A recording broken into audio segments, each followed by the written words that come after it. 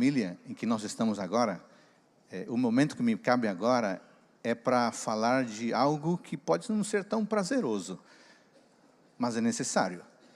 E eu queria fazer tudo isso num clima de respeito, porque eu conheço muitos de vocês e eu respeito vocês, e eu não quero também assumir a postura de alguém que vai ensinar, embora eu seja professor a vida inteira, mas eu quero assumir a postura de alguém que vai compartilhar algumas preocupações, justamente nesse tema que foi, acho tão espetacular, a arte a respeito da identidade dos nossos pioneiros. E é por isso que o tema que eu preparei tem a ver com a identidade do adventismo. E eu quero começar lendo um texto bíblico. Se você puder me acompanhar em 1 Pedro, primeira carta de Pedro, capítulo 2, versículo 9. 1 Pedro 2, 9. Um texto que diz respeito à nossa identidade. Se alguém perguntar para você quem você é, ou a igreja, quem vocês são, aqui está uma resposta espetacular. Primeira carta de Pedro, capítulo 2, versículo 9. Vós, porém, sois raça eleita, sacerdócio real, nação santa, povo de propriedade exclusiva de Deus, a fim de proclamardes as virtudes daquele que vos chamou das trevas para a sua maravilhosa luz. Quem você é? Quem somos nós? Somos raça eleita, somos sacerdócio real, somos nação santa, povo de propriedade exclusiva de Deus. Para quê? Para proclamação. Proclamação do quê? Daquilo que Deus fez em nós, daquilo que Deus fez através de nós. Eu quero começar, já que vamos falar de identidade do adventismo, eu quero começar definindo brevemente o que é identidade. Eu recorri a um conceituado dicionário de filosofia do conhecido Nicola Abaiano. Ele diz que identidade é aquilo que é. Identidade é aquilo que é. Porque é impossível que uma coisa seja e não seja ao mesmo tempo. Gostei da definição simples, prática. Identidade é aquilo que é. Porque é impossível que uma coisa, ou que uma pessoa seja e não seja ao mesmo tempo. Pois bem, seguindo o conceito de Abaiano, no seu dicionário de filosofia, a gente poderia perguntar, quem é a igreja adventista? Eu busquei duas definições, uma popular, da Wikipedia, que diz que a igreja adventista do sétimo dia é uma denominação cristã protestante, restauracionista, trinitariana, sabatista, mortalista, não cessacionista e aniquilacionista, que se distingue pela observância do sábado como dia do Senhor, o sétimo dia da semana judaico-cristão, sabá, e por sua ênfase na iminente segunda vinda de Jesus Cristo. Você quer saber quem é a igreja adventista? A Wikipedia nos define dessa forma. Essa é a nossa identidade.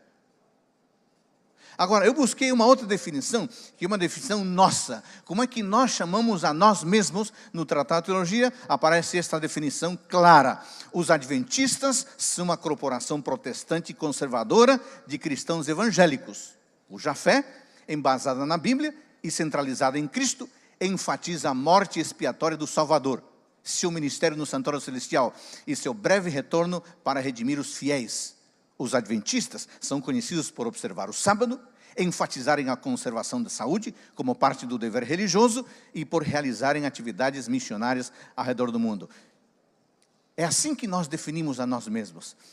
Na época que eu estava num estudo de pós-graduação, eu cheguei no local da sala de aula e era a primeira semana de aula e a gente conhecendo os colegas, os novos colegas, e cada um se apresentando e uma senhora muito simpática se apresentou, eu me apresentei e cada um tinha que dizer a sua religião. Eu me apresentei como Adolfo e disse, eu sou adventista do sétimo dia. E a senhora olhou para mim assim e falou, você é adventista? Aqueles que gostam de comer sucrilho? Falei, sim, eu gosto de comer sucrilho. Veja o que ela puxou da memória. Ele me contou que quando ela era garota, aprendeu com uma família adventista, ela disse, eu aprendi a tomar café de jejum com a família adventista. Até hoje eu faço isso. Eu como sucrilho. Então você é da igreja que come sucrilho. Eu disse, claro, entre outras coisas, sucrilho, mas não só sucrilho, né? Veja, nós somos... a nossa constituição identitária é composta de alguns elementos. entre eles alimentação. Mas é assim que nós nos definimos. Agora, amigos, esta ideia do Tratado de Teologia e muitas do slide anterior foram defendidas e vivenciadas por nossos pioneiros. Acontece que já se passaram 175 anos desde que nós surgimos como movimento. É muito tempo. E nesses 175 anos, algumas coisas mudaram. Algumas coisas desapareceram. E surgiram algumas preocupações. E eu acho que uma preocupação muito grande que incomoda a todos nós, ou que deveria incomodar a todos nós, é a perda ou a diluição da nossa identidade. 20 anos atrás, era muito fácil definir quem era um batista, quem era um presbiteriano, um luterano, um adventista. Hoje, se você colocar enfileirados, quase que... diga seu credo, sua profissão de fé, você quase que não consegue identificar mais. Eu tenho uma preocupação, colegas pastores, que me incomoda muito. É a perda e a diminuição da nossa identidade em meio a uma cultura que cada vez está mais nos engolindo e nos deixando parecidos a todo mundo. Por isso, eu queria, nesta oportunidade, tratar de 5 temas que eu tenho impressão são um desvirtuamento ou um grande perigo para a nossa identidade como adventistas do sétimo dia. E eu quero começar aqui com o primeiro tema, leitura.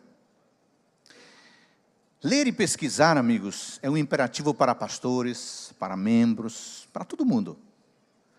A leitura é o meio universal do aprendizado e é o preparo imediato para todo tipo de produção. Ler é essencial. Mas o que me preocupa, e aqui está a primeira preocupação, é o seguinte: livros seculares evangélicos como fundamento da teologia de muitos pastores. É claro, colegas, que nós devemos conhecer literatura, não apenas da adventista. Afinal de contas, nós não somos alienados. Nós vivemos numa cultura, e na cultura em que vivemos há literatura de boa, em várias denominações. Nós não somos alienados, não somos esquisitos. Cada um de nós, eu acho, você também, eu já fiz isso, na sua respectiva área, no seu campo de atuação, nós já lemos, pesquisamos literatura secular ou literatura evangélica. Eu não estou falando disso. Eu não estou falando disso. Eu estou falando quando a literatura secular evangélica é tomada como referencial da nossa identidade, como fundamento da nossa visão de mundo. E se torna algo tão essencial que essa literatura secular evangélica passa a se manifestar em nossos textos, em nossos artigos, em nossos sermões, em nossas postagens do Instagram, do Facebook. Você vê pastores que postam de todo tipo de autor, menos adventista e muito menos Ellen White. Você já percebeu que a literatura evangélica se tornou referencial da sua teologia? Agora você pergunta: Adolfo, por que isso é problema? Quando a literatura secular e evangélica se torna o nosso pilar, o nosso fundamento, a base do nosso pensamento bíblico, teológico, sabe o que acontece? Isso significa que a Bíblia, isso significa que autores adventistas, isso significa que Ellen White são colocados de lado. Porque em muita circunstância, em muito tema, não há diálogo entre a literatura evangélica e a literatura adventista. Eu quero destacar aqui 3 pontos nesse sentido. O primeiro, amigos, por melhor intenção que haja na literatura secular, na literatura evangélica, por melhor intenção que haja, lembre, os conceitos que esses livros apresentam, as pressuposições e as finalidades desses autores são muito diferentes dos nossos conceitos, das nossas pressuposições e das nossas finalidades. Por exemplo, um autor secular tem uma visão de mundo muito diferente da nossa, no que diz respeito a Deus, no que diz respeito à família, no que diz respeito a valores, no que diz respeito à espiritualidade, casamento, relacionamento, finança, cuidado do corpo, etc. Essa visão dele ou dela, em algum momento, vai influenciar o meu modo de pensar e a seguir o meu modo de agir. Mas não é só autor secular, não. Uma literatura, um autor evangélico tem uma visão muito diferente da visão adventista, no que diz respeito ao evangelismo, à missão, à adoração, à liturgia, música, dízimos, oferta, oração, leitura da Bíblia, comunhão com Deus, recreação, profecias, estado do ser humano na morte, volta de Jesus, natureza de Cristo. Eles não pensam como nós pensamos, e nós não pensamos como eles. E se nós ficamos lendo essa literatura e tornando essencial a nossa teologia, sabe o que vai acontecer? Em pouco tempo, é essa teologia que nós vamos viver. É essa teologia que nós vamos pregar. Esses conceitos serão incorporados em nossas palestras, em nossos sermões, em nossos estudos bíblicos e em nossas postagens. Um segundo ponto que eu queria destacar em relação a esse tema, essa preocupação, e eu queria deixar muito claro: não é pecado citar autores seculares evangélicos. É claro que não é. Alguns de nós fizemos dissertações e teses referenciando autores não adventistas. Eu fiz isso, mas eu não estou falando disso. Eu não estou falando de você citar ou não citar, não, esse não é o ponto. O ponto é não fazer desses autores a coluna dorsal do nosso pensamento bíblico-teológico. Não buscar neles exclusivamente o alimento para o nosso próximo sermão. O provérbio popular diz assim: diga-me com quem anda e lhe direi quem você é. Eu acho que ele vale para a leitura também. Seria mais ou menos assim: diga-me que você está lendo e eu lhe direi o que você pensa. Ou, diga-me quais autores você cita e eu lhe direi quais ideias você defende. Por isso, colegas pastores, por favor, submetamos os autores seculares, os autores evangélicos, ao crivo da Escritura Sagrada. E em segundo lugar, ao crivo dos livros de Ellen G. White.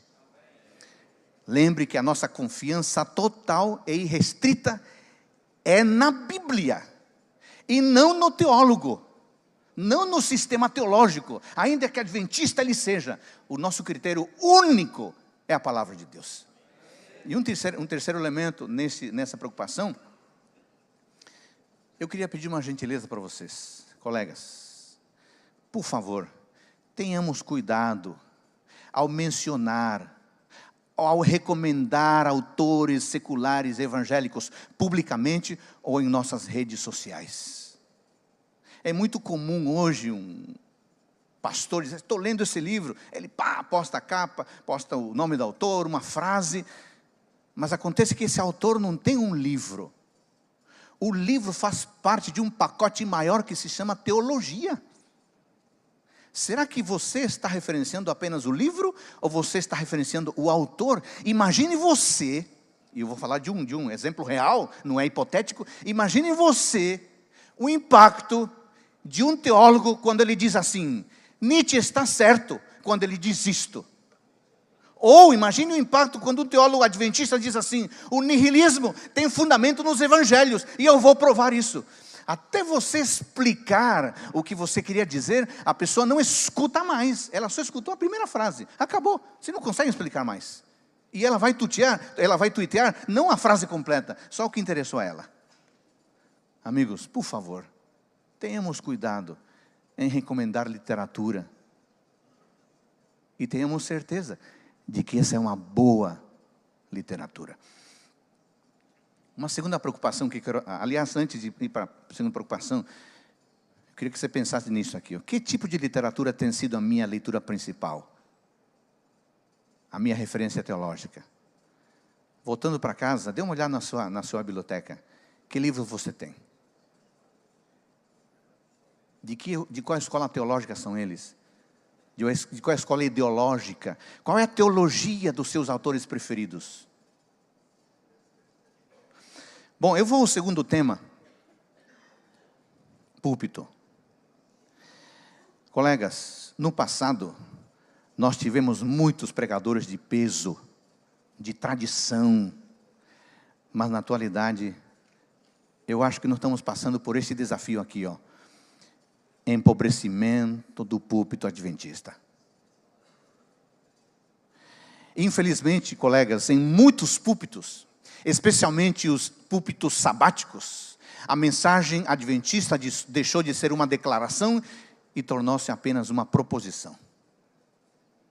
Deixou de ser uma revelação e tornou-se apenas um aconselhamento. Deixou de ser um assim diz o Senhor e tornou-se um eu acho, eu penso, a minha ideia é.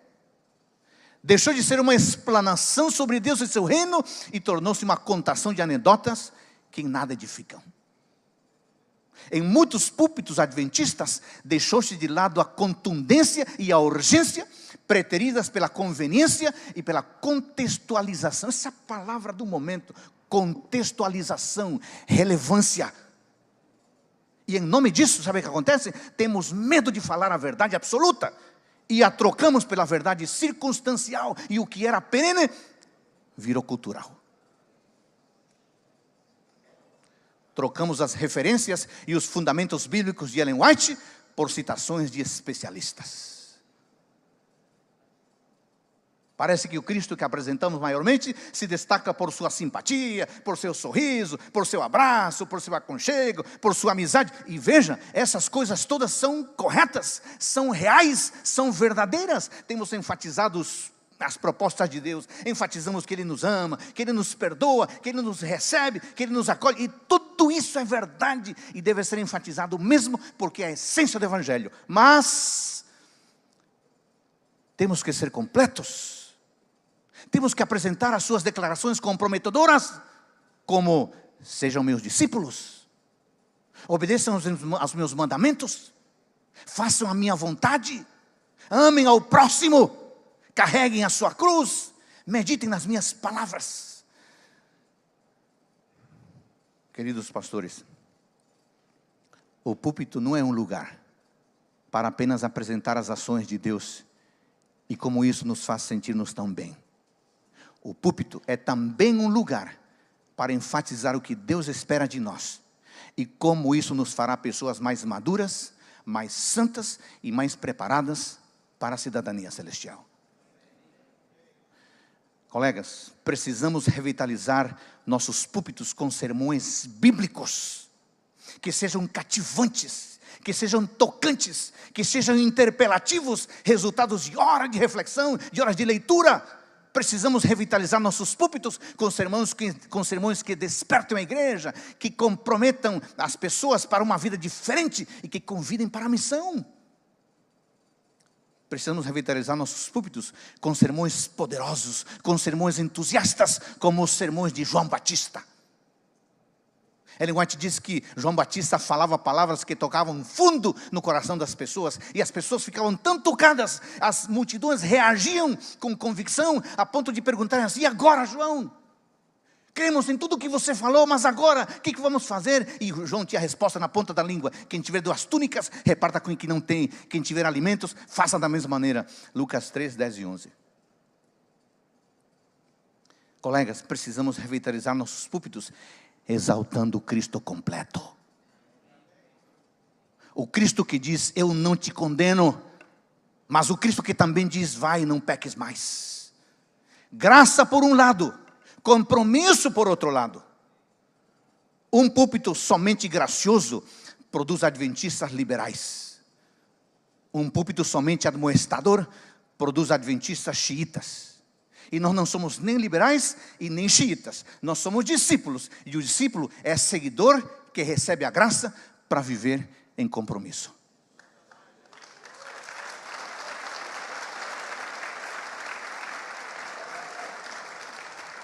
Eu queria que nós pensássemos agora: os meus sermões têm conduzido as pessoas a Deus?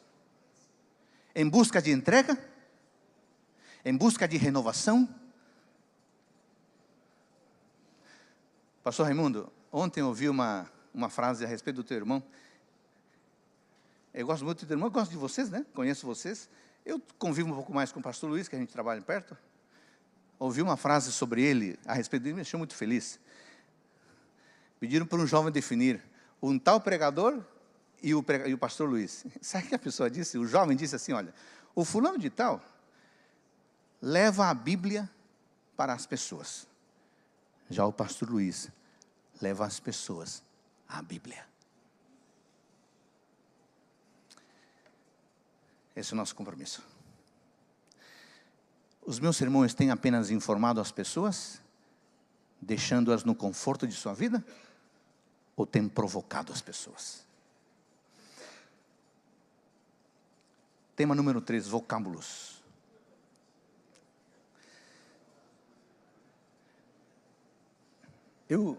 Esta talvez seja a parte mais assim, sensível da minha apresentação. Mas eu queria que vocês me ouvissem com atenção para saber exatamente o que eu vou dizer. Porque a minha preocupação é esta, ó. O uso de termos seculares e humanistas para expressar atividades e conceitos supostamente bíblicos. Deixa eu me explicar.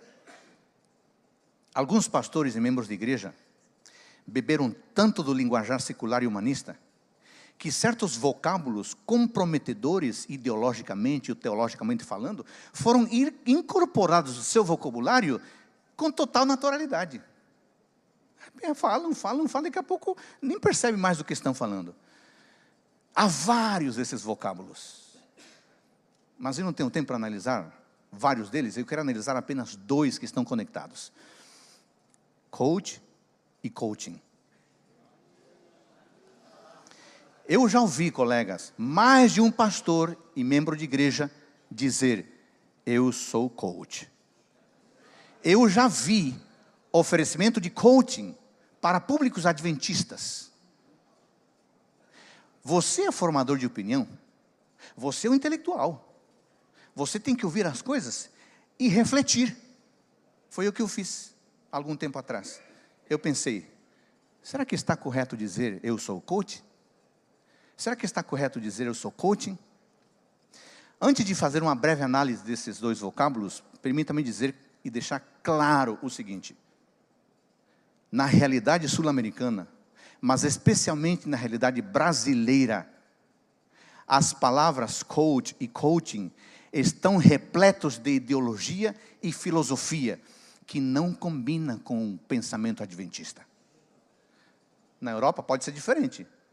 E nos Estados Unidos pode ser diferente. Mas no Brasil, coach e coaching vem num pacote ideológico muito forte. E eu quero provar isso, ainda que seja brevemente.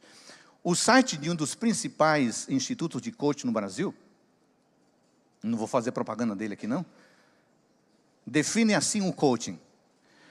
O coaching é um processo, presta atenção, o coaching é um processo definido como um mix de recursos que utiliza técnicas, ferramentas e conhecimentos de diversas ciências, como administração, gestão de pessoas, psicologia, neurociência, linguagem ericksoniana, recursos humanos, planejamento estratégico, entre outras. A metodologia visa a conquista de grandes e efetivos resultados em qualquer contexto, seja pessoal, profissional, social, familiar, espiritual ou financeiro. Agora, a pergunta é, como é que ocorre a operacionalização desse mix de recursos? No mesmo site está explicado o seguinte, conduzido de maneira confidencial, o processo de coaching é realizado através de sessões, onde um profissional chamado coach tem a função de estimular e despertar em seu cliente o seu potencial infinito, para que este conquiste tudo o que deseja. Potencial infinito. Para quê? Para que este conquiste tudo o que deseja. Eu fiquei impressionado com a clareza. Eu poderia parar por aqui, mas eu quero avançar um pouquinho. Eu fiquei me perguntando, que tipo de potencial infinito pode haver num ser finito como nós? Eu me perguntei, por que no coaching se fala de... Eu estou falando da realidade brasileira, eu sei que fora pode ser diferente. Por que no coaching no Brasil se fala de potencial infinito? Por quê? Eu não dou conta disso, eu sou finito. Por que eu quero um potencial infinito? Outra pergunta. Em que tipo de filosofia ou de ideologia pode haver conquista de potencial infinito em vidas finitas? Fala para mim, não precisa responder. Fale para a sua mente. Você já sabe o que. Colegas, eu não consigo ver este tipo de abordagem no pensamento bíblico. Para que este conquiste tudo o que deseja. Gente, será que estamos falando aqui de um tipo de onipotência? Que eu saiba, tudo o que deseja só pode ser conquistado por Deus. Eu não posso ter, não consigo ter tudo o que eu gostaria e nem faz bem. Agora, quando eu coloco em mim, ou em ferramentas, a possibilidade de aplicá-las e conquistar tudo o que desejo, eu lhe pergunto, será que não estaria eu tomando o lugar da onipotência divina, tentando competir com Ele? O Senhor não me dá, mas agora eu tenho técnicas e eu vou conseguir tudo o que eu gostaria. E no final das contas, para que eu preciso de Deus, se eu, Adolfo, posso ter tudo o que eu gostaria? E tem mais um problema ainda.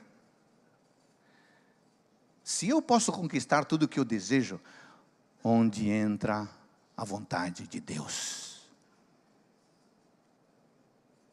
Onde entra o desígnio de Deus para mim? Se eu posso conquistar tudo o que eu desejo. Aí alguém diz assim, não, Adolfo, mas acontece que eu estou praticando o coaching espiritual. Pois no mesmo site do maior instituto brasileiro de coaching, diz assim, o coaching espiritual não tem ligação com religião, com doutrina e crença, não tem. O coaching espiritual tem como foco proporcionar o equilíbrio entre a paz interior do indivíduo e com o universo em si. Eu não sei o que significa isso, viu? Equilíbrio entre a paz interior do indivíduo e o universo em si. Eu não dou conta de mim mesmo, vou dar conta de ficar em paz com o universo? Aí a definição continua. A metodologia age de dentro para fora, atuando nas questões internas da pessoa e no seu autoconhecimento. Portanto, as palavras não são minhas, são desse instituto mais famoso do Brasil. Portanto, o coaching espiritual auxilia o ser humano a identificar suas crenças e valores, a reconhecer a sua missão e propósito de vida, a acreditar em si mesmo, a ter amor próprio, a superar limites e assim deixar um legado positivo, seja em âmbito pessoal ou profissional. Gente, eu não sou ingênuo. A minha esposa é da área de psicologia também, doutora. A minha esposa, durante muitos anos, pesquisa o tema da motivação, que é um dos temas mais frequentes, por exemplo, na psicologia educacional. Eu sei, é claro que eu sei, eu não sou ingênuo, não sou tonto de achar que agora eu sou contra essa arte de motivar as pessoas para que se supere. Claro, isso é necessário. Eu não estou falando disso. Eu estou falando de técnicas que colocam no indivíduo, só nele, a capacidade de superação, a tal ponto que ele não precisa de mais nada, nem de Deus, porque nele está a força. Você é o campeão, diz o livro, você é a alma do negócio, você pode, você consegue.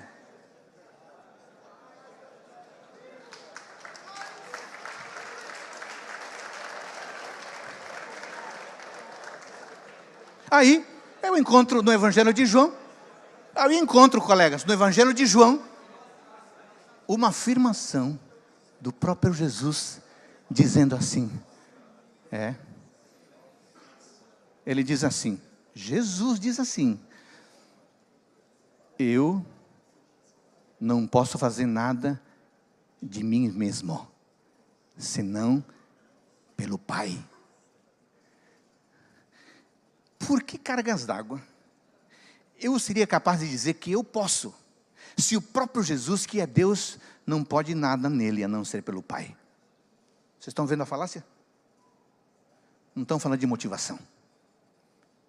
A motivação intrínseca, extrínseca, são necessárias. Eu não estou falando disso. Eu estou falando de colocar no ser humano a responsabilidade plena pelo seu sucesso. Amigos, pastores, na realidade brasileira, coaching é algo perigoso. não combina com cristianismo bíblico, não combina com adventismo. Eu tomei, obviamente, o coaching apenas como um exemplo. Há outros exemplos, há outros vocábulos. E o nosso ponto aqui é uso de termos seculares e humanistas para expressar atividades e conceitos supostamente bíblicos. Há outros, mas o tempo não permite analisar esses termos. Eu deixo que vocês façam isso, vocês são inteligentes. Resumindo, termos seculares e humanistas, por mais legitimados, por mais usados que possam ser, nem sempre estão de acordo com a compreensão bíblica. Por isso, precisamos ter muito cuidado para sair por aí dizendo: eu sou coach, eu pratico coaching adventista. Não há consonância disso com o pensamento bíblico.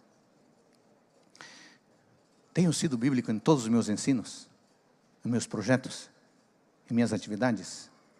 Ou eu tenho propagado ideias seculares e humanistas porque elas encantam mais as pessoas? Penúltimo, eu quero tratar do tema da verdade. Nós, os adventistas, temos o desafio de lidar com a verdade, apresentar a verdade. Nesse sentido, colegas, eu acho que nós temos um desafio que cresce a cada dia. E o desafio é esse aqui, ó: supervalorização de diversas fontes para a comunicação da verdade. No passado, as nossas pregações e a exposição de temas bíblicos eram fortemente fundamentados na Bíblia, nos clássicos dos pioneiros e nos escritos de Ellen White. Hoje vemos que o achismo se tornou uma referência muito importante. Em tempos de internet, de redes sociais, qualquer pessoa tem uma opinião sobre qualquer tema. Muitos pastores obreiros hoje se tornaram a voz, entre aspas, oficial autorizada da igreja. E as pessoas definem a sua posição pela posição do fulano, porque ele faz vídeo a cada dia. E sobre cada tema ele se posiciona. Desde gravidez na adolescência até profecias bíblicas, nós temos especialistas que em 5 minutos resolvem problemas imensos. E eu acho que esse é um problema sério, porque em muitos casos, essas opiniões pessoais estão carregadas de graves erros teológicos, mas que são entendidos pelas pessoas como posturas oficiais da igreja. Em muitas ocasiões, colegas, nós vemos pastores e membros de igreja fundamentando, por outro lado, suas ideias exclusivamente na filosofia, na sociologia, na antropologia, na pedagogia, em lugar da Bíblia e teologia. Eu não estou falando mal dessa ciência, por favor. Eu sou pedagogo de formação também, a minha esposa é psicóloga. Eu não estou falando disso. Eu muitas vezes uso as ferramentas das ciências humanas, porque eu acho que são muito úteis e muito necessárias. Eu não estou falando disso. Eu estou falando de buscar nas diversas ciências as respostas que na verdade deveriam estar na palavra de Deus. É disso que estou falando. Isso implica que não devemos permitir que a cultura e o conhecimento humano moldem as nossas crenças. Não devemos permitir que os estudos acadêmicos formatem os nossos conceitos e as nossas práticas eclesiásticas. Eu fico preocupado quando eu vejo pastores aprendendo o crescimento de igreja com gente da área da administração. Eu respeito a administração, como respeito qualquer área, mas o tema eclesiástico deve ser aprendido dentro dos limites da área eclesiástica. Claro, aprendendo com as outras ciências, mas tomando a palavra de Deus como a diretriz principal. Não devemos entronizar os especialistas. Devemos sim entronizar a Escritura como a referência definitiva de nossas crenças e práticas. Colegas pastores, eu quero deixar claro aqui, eu não sou contra os títulos acadêmicos, eu não sou contra as produções acadêmicas, claro que não, eu sou um acadêmico. Eu fui professor, sou professor a vida inteira, tenho vários livros escritos, não estou falando disso. Eu estou dizendo que em tempos de universidade e em tempos de titulações acadêmicas, os nossos sermões, palestras e estudos bíblicos devem ser balizados por um assim diz o Senhor, e não por um assim diz o doutor.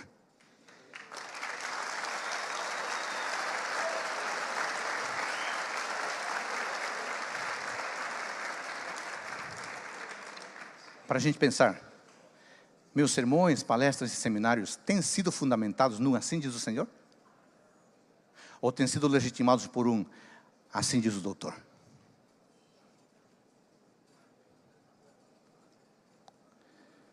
E eu vou para o último tema, que é a eclesiologia. De acordo com o listo Cremos, a igreja é a comunidade de crentes que confessam a Jesus Cristo como Senhor e Salvador. Em continuidade do povo de Deus, em tempos do Antigo Testamento, escutem, somos chamados para fora do mundo. Página 181. E a citação continua. Obviamente, ser chamado para fora do mundo não significa isolar-se, vivendo distante da sociedade, senão como cumprir a grande comissão. Ser chamados para fora do mundo significa viver numa comunidade que partilha da mesma fé, da mesma esperança, dos mesmos valores, das mesmas crenças. Em outras palavras, pastores, somos o remanescente de Deus. E quais são as características do remanescente? É muito simples. O apóstolo João descreve esse grupo em termos bastante específicos. Ele diz que o grupo apareceria depois dos 1260 anos de perseguição e é constituído por aqueles que guardam os mandamentos de Deus e têm o testemunho de Jesus. Pois bem, a igreja adventista, como remanescente de Deus, independente de suas abordagens, independente dos grupos a quem pretende atingir, independente da sociedade onde estiver inserida, deve viver como remanescente. Esse é o ponto. Nós não podemos esconder a nossa identidade. Nós não devemos disfarçar nossa identidade com um discurso ou uma postura determinados pelo grupo de pessoas a quem queremos alcançar. Esse é o problema. Estamos escondendo a nossa identidade e assumindo a identidade do grupo a quem queremos alcançar. Não, amigos, não pode ser assim. Nós somos o remanescente de Deus. Por isso, quando dialogarmos com os pós-modernos, devemos fazê-lo como remanescentes. Quando dialogarmos com os ateus e agnósticos, devemos dialogar com respeito, mas como remanescente. Quando dialogarmos com os que não têm simpatia pela religião institucionalizada, devemos ter respeito sim, mas temos que conversar como remanescentes. Quando dialogarmos com universitários inteligentes e engajados, façamos isso como remanescentes. Quando dialogarmos com empresários e pessoas de negócio, respeitemos, mas façamos isso com linguagem de remanescente. O nosso discurso deve ser de remanescente. A nossa postura deve ser de remanescente. O nosso estilo de vida deve ser de remanescente. O nosso sermão deve ser de remanescente. O nosso louvor deve ser de remanescente.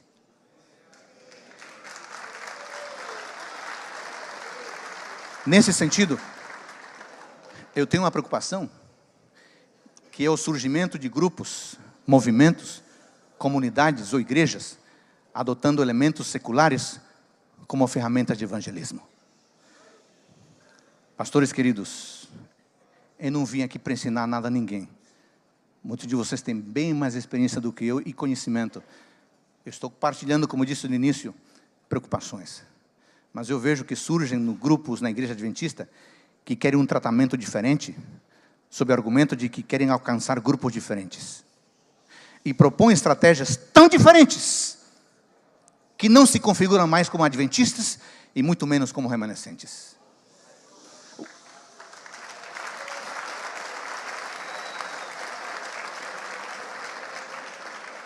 O que tem ocorrido, colegas, é que muitos desses grupos se especializaram tanto em falar os pós-modernos, por exemplo, que no final são pós-modernos.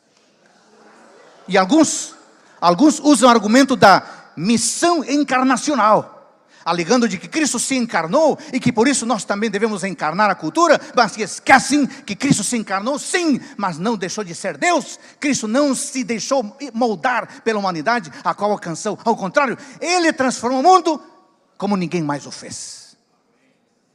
Dias atrás, eu assisti a um culto pela internet, ao culto de domingo de uma comunidade, dessas comunidades que pretendem alcançar pessoas pós-modernas.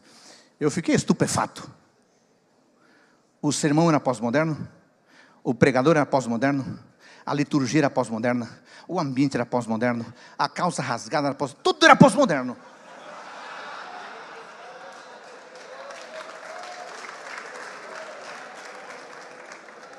Até o barril de 200 litros de gasolina lá, velho, fora pintado, agora era púlpito. Amigos, deixa eu perguntar para vocês. Eu vou perguntar assim, honestamente. Será que realmente precisamos de igrejas diferentes para grupos específicos? Ou será que o que precisamos, na verdade, é revitalizar a igreja normal, para que alcance, acolha, receba e evangelize os pós-modernos? Será que o grande evangelista Paulo ainda serve de referência? Que eu saiba, ele não criou uma igreja específica para grupos diferenciados. Ele sim preparou a igreja normal para evangelizar os diferentes.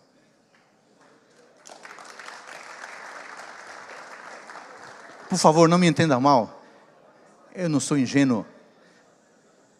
Eu sei que um erro crasso é tratar igual quem é diferente. Eu sei disso. Como professor eu aprendi isso com muito sacrifício. Nós não podemos ignorar as sensibilidades e as especificidades de determinados grupos sociais. Mas, amigos, nós não podemos ignorar que nós somos o remanescente. E o remanescente tem que ter fé em Jesus, guardar os mandamentos de Deus e possuir o testemunho de Cristo. Qualquer comunidade que não viva esses três elementos pode ser qualquer coisa menos remanescente. Qualquer esforço evangelístico que não aponte na direção desses três elementos pode ser qualquer coisa menos proclamação do Evangelho. Bom, amigos, meu discurso e prática me caracterizam claramente como sendo do povo remanescente? Ou sou influenciado pelo secularismo, tanto no discurso quanto na prática? Amigos, hoje eu falei de 5 coisas aqui. Primeiro, leitura. A preocupação de que livros seculares evangélicos têm se tornado fundamento da teologia. O segundo tema foi púlpito. A preocupação grande do empobrecimento do púlpito adventista. O terceiro tema foi vocábulos.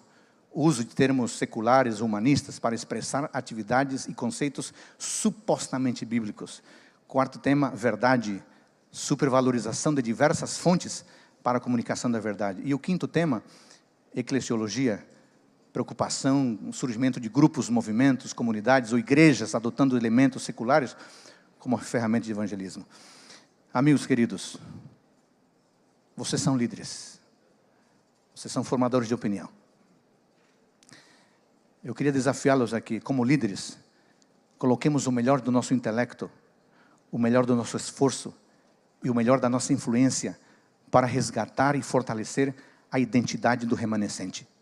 Como igreja, temos uma responsabilidade, mas como indivíduos, também temos uma responsabilidade. Eu queria dizer ainda um recado final.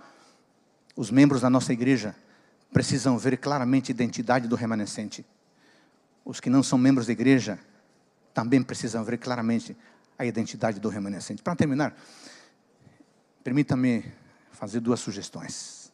Muito simples. Muito simples. Primeira, assim que você puder, reúna a sua família, a sua esposa, seus filhos, se você tiver, e lembre a cada um deles quem é o adventista do 7º dia. Fale sobre isso com as crianças, com os adolescentes, com os jovens. Você pode fazer isso? Você pode fazer isso? Muito obrigado. Um segundo desafio, muito simples. Que tal você, em seu próximo sermão, pregar sobre quem são os adventistas do 7º dia? Você pode fazer isso? Eu queria terminar dizendo, amigos, que... Você passa o último slide, por gentileza? Só tem mais um mesmo. Queria terminar dizendo que fortalecer a identidade da igreja é, antes de tudo, um dever de cada adventista, mas é um imperativo dos líderes. E lembre que retroceder é um elemento essencial para avançar. Retroceder é um elemento essencial para avançar. Isso tem que ver com a nossa identidade. A identidade da igreja não é responsabilidade da instituição. É responsabilidade sua e minha. Deus nos abençoe.